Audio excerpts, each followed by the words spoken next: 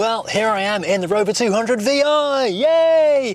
It's, well, still working, which is a good thing. So what I'm doing right now is letting the engine run up because I've gone down to Halfords a minute ago and bought many bottles of oil and some new coolant, and I've got a bottle of flush stuff in the boot already. So basically, the next stage of getting this car ready is to run the engine up to temperature a couple of times and change the oil a couple of times. So basically, you've got all the gunk out and then we can go and get it sorted out.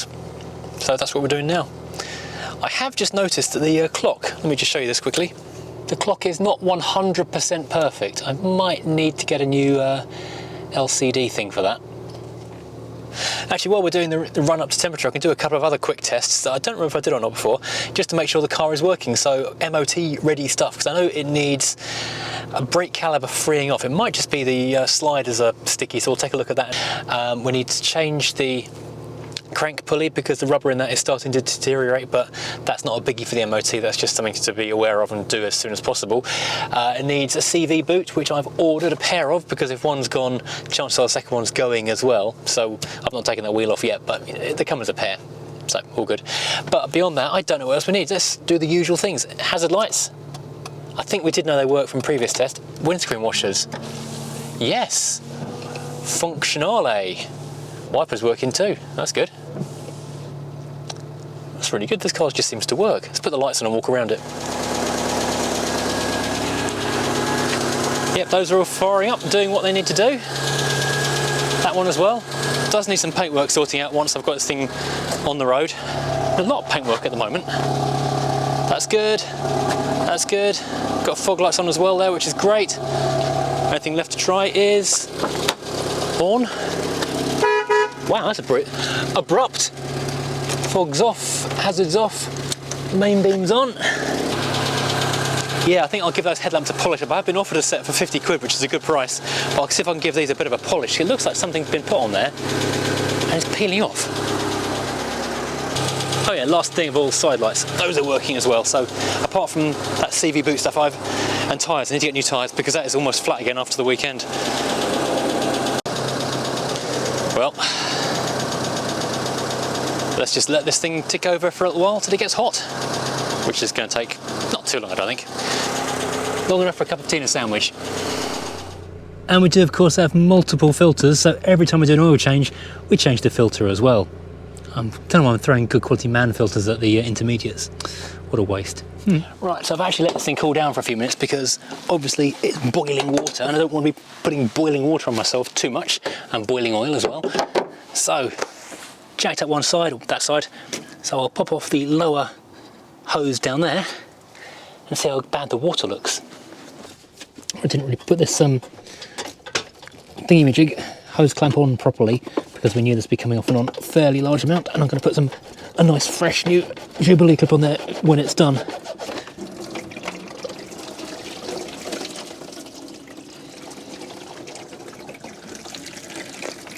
You can see old coolant in there, but it actually doesn't look too bad. I was thinking I was going to have to do a proper flush out of the cooling system. Apparently you can put TFR, traffic film remover, into the cooling system, let it sit for a minute or two, then rinse it through water, and that will do a good job of cleaning it. But to be honest, that looks actually pretty decent. This is just basic tap water because I didn't want to be wasting distilled water or antifreeze in there just for 5 minutes of running, obviously. Instantly, thank you to the viewer, Graham, who sent this in. This will be in the next junk in the trunk. I've not informed the junk in the trunk yet, but I'm using it already. He sent it in after seeing me struggle with the Crown Victoria's massive cooling capacity. So, yeah, thank you. That's been really handy. It will be really handy. Right. Now the moment of truth. Let's see how bad this oil is after running up to temperature a couple of times. I'm not using my nice shiny new oil pan because I'm still using it for draining the water out at the moment. Oh, that's horrible. That is nasty. Damn, that nasty. That is brand new oil. About 20 minutes or half an hour running ago. Oh, that is just not pleasant at all. Let's just get more cappuccino. Okay, so I did lower it off the jack, in case you're wondering, so that the drain hole was on the lower side as well. And a bit more goop did come out. Okie dokie, right. Next load of oil into the engine. So I'm using up a few leftovers of bottles from the garage. There's about 1 litre in this one. And we got 2 litres in this small one. This is an expensive game to play, it really is. Pouring oil in, running the engine up and throwing it away. It's not a fun, cheap game to be playing, especially when you miss the hole. So that is, have a look at that. That's all right, actually. We've put enough oil in there. We can now start it again. I'll put more tap water in there. So we'll fire this thing up.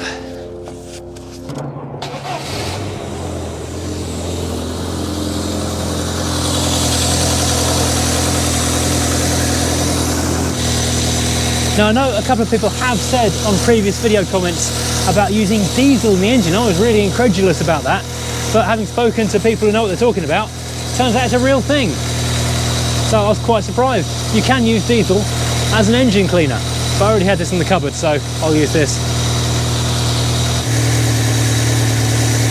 This here is the bleed for the cooling system.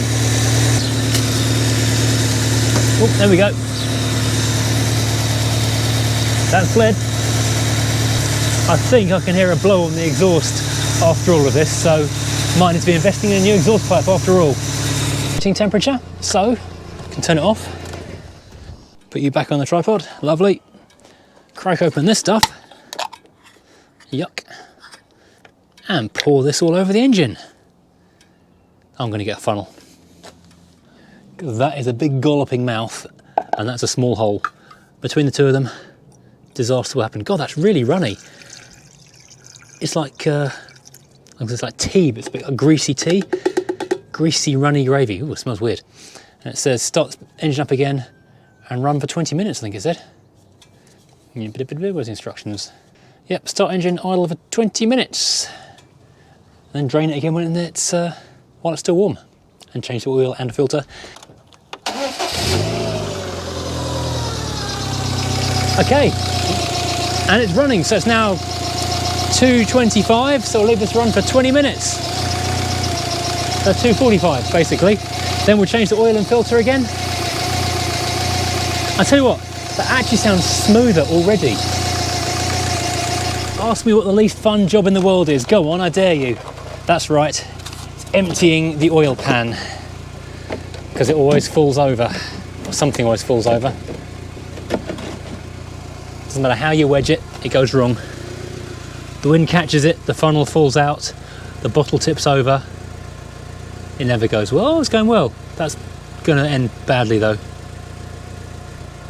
Okay, now here is the beginning of the problem, because I dropped a rag in there. Oh, there you go. These headlights, it does look like there is a coating on them.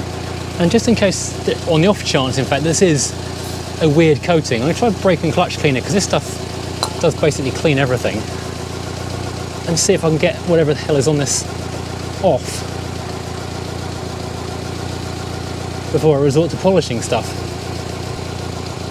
Yeah, something is coming off. It's like, I don't know, went to France and had yellow stuff put on that didn't get washed off, or someone's tried to tint the headlights.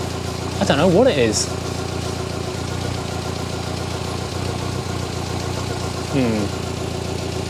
I'm going to try cutting compound on that. Normally, I would mask up absolutely everything, but because that bumper needs painting, the wing needs a blooming good cut as well. So I'm going to just go at it. Well, we've got about another 5 minutes to go on this, of the brooming away. So I'll put some one cut on this.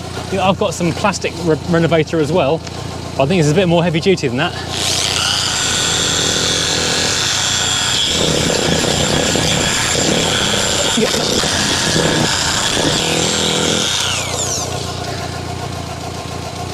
Well. There's still a few bits on there, but that's taken whatever the hell was on there pretty much completely off. Oh, I'm pleased with that. That saved me 50 odd quid for a new set of lights.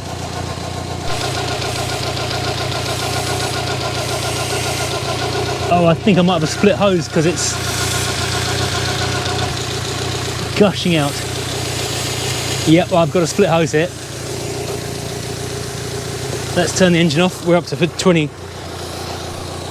almost 20 minutes anyway, so. Well, the engine was sounding a lot smoother after that.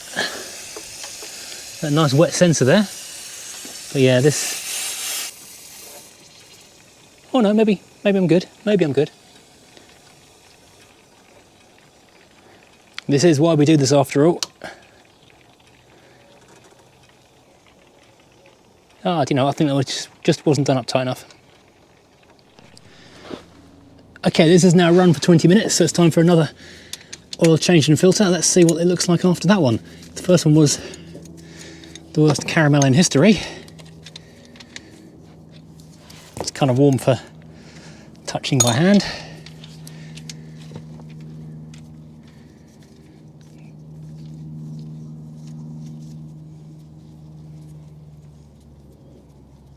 It's going to be scalding hot when it comes out, but you want to get it toasty to clear all the crud out.